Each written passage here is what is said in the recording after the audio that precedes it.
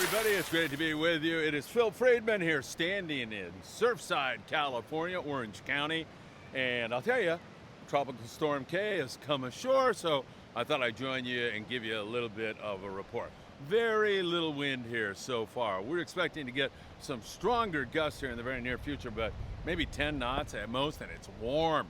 I'll talk about the dynamic that's producing even warmer conditions here in SoCal, at least for the time being. It's going to cool off over the weekend, but right now it is really warm. We have seen wind gusts as strong as 100 plus miles an hour in the mountains of San Diego and the mountains around Los Angeles.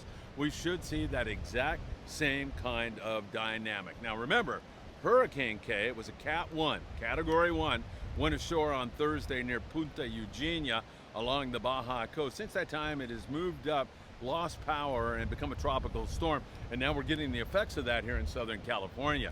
There are several fires that are going on in SoCal right now, and all this wind is not going to help those poor firefighters one bit at all. Maybe the rain a little bit later tonight and tomorrow, but right now all that wind, including a new fire out by Diamond Valley Lake, not sure about the status of that right now, but Greg Silks was telling me about that. There's a fire out that way. That is going to create a lot of havoc. So I believe there's been 3 fatalities from this hurricane slash now tropical storm, and I believe they took place in southern Mexico in the state of Guerrero, a place that I spent some time with my brother Paul. We lived in Acapulco, and we also lived in an Indian village, a Musco Indian village, which was really a fascinating time in our lives.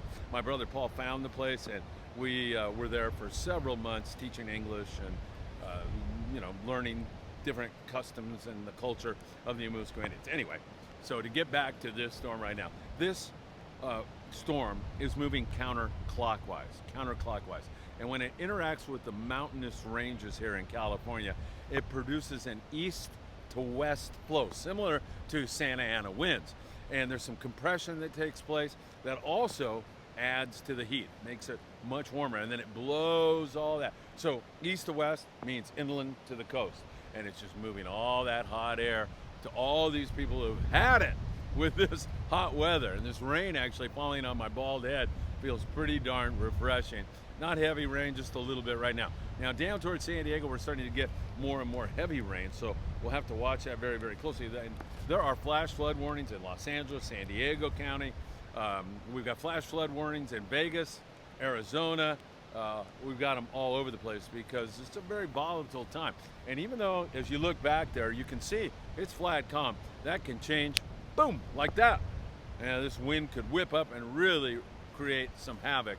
So mariners are wise to stay off the water right now, and that goes for tomorrow also. And most everybody is doing that. Now, Scott Bucher tells me he's walking by the American Angler and saw Brian Kiyohara, a skipper, a captain that many of you have heard of, if not fished with, a fantastic guy, capable fisherman, a really nice person.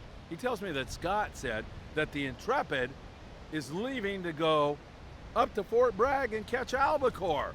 So that will be a San Diego-based boat catching albacore this year. And Scott Bucher and I have a $100 bet that he says a San Diego boat will not catch albacore this year. I put the number at 100. I said they would.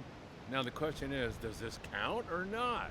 I say, yeah, heck yeah. Bucher owes me $100 if the Intrepid can score 100 albacore. Actually, I said the fish, and I'm talking about the albacore, would be here in Southern California, and that's not going to be the case, by evidenced by all this warm water and everything else. So, previous to this storm, for you anglers out there, copious amounts of Dorado everywhere.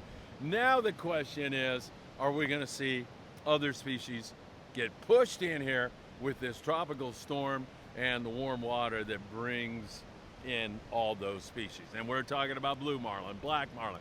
We're talking about the possibility of wahoo, short-billed spearfish. We are talking about a fascinating time for sport fishermen in Southern California that we're just about ready to go through that portal and see what's on the other side. It should be a fascinating fall here in Southern California. Maybe we'll have a little lull and then we'll get back to it. Maybe it'll be just full speed, wide open when we get back to fishing here. Probably on Sunday, we'll be seeing what happens. Now, in terms of rainfall, I've heard some news agencies saying that the coast is going to get drenched. We're going to have to dig up Noah's Ark and float away in it. And then they say we're going to get 1 to 2 inches along the coast. Hardly a drenching, I would say. Good, amount to a significant amount of rain. But inland is where there could be some problems because they could get as much as 8 inches of rain. And if that occurs in some of the burn areas or some other really vulnerable areas, you're going to have flash flooding, you're going to have people losing their houses. It could be really, really bad. Now, across the border, down into Mexico, Ensenada's had some buildings collapse. There's been some flooding down there.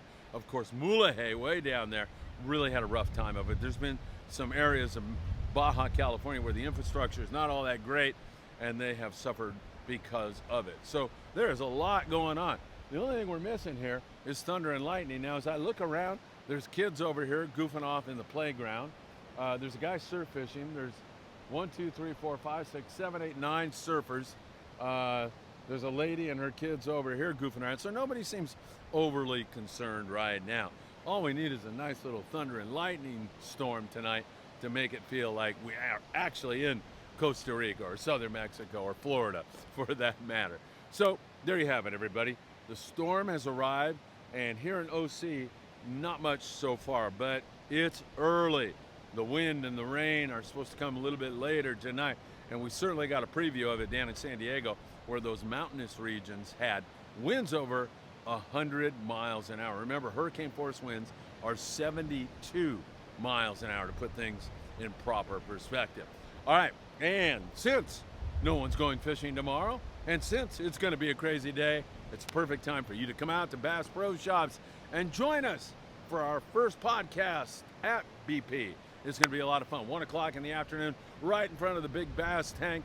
We'll be there. Friedman Adventures doing a podcast. We're going to have 5 sets of guests in and out. We're going to have all kinds of raffle prizes for you.